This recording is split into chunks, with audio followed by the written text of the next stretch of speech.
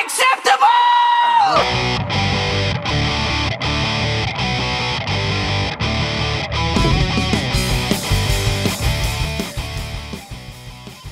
is it that everyone who works at the desk job someone becomes a hero of a movie?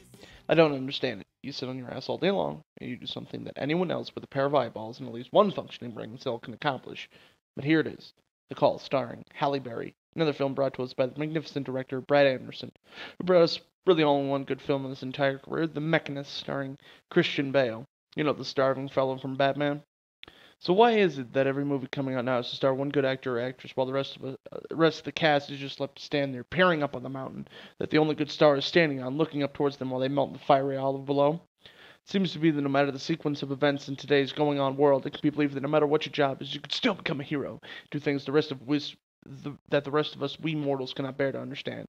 I don't mind the films where people are gifted powers and have to choose between good or evil, but why the fuck does it seem necessary to give such ordinary people the sudden ability to complete any harrowing challenge, as if it were a child's 10-piece puzzle, and everyone else is still stuck on the circle goes in the circle hole part?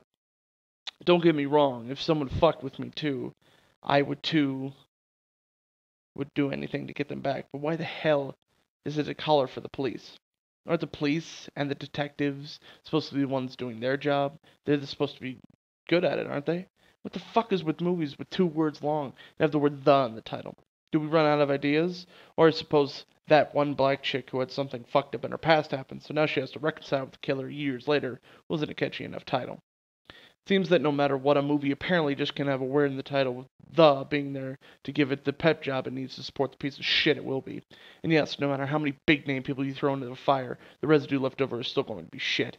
Halle Berry has only been in one of my favorite movies of all time, which is that Bond flick before they went down the shit pipe. Also, what happened to the suspense thriller genre of a movie? I thought those movies consisted of people, not just one person being fucked up by someone or something. Does anyone remember Crows? Holy shit.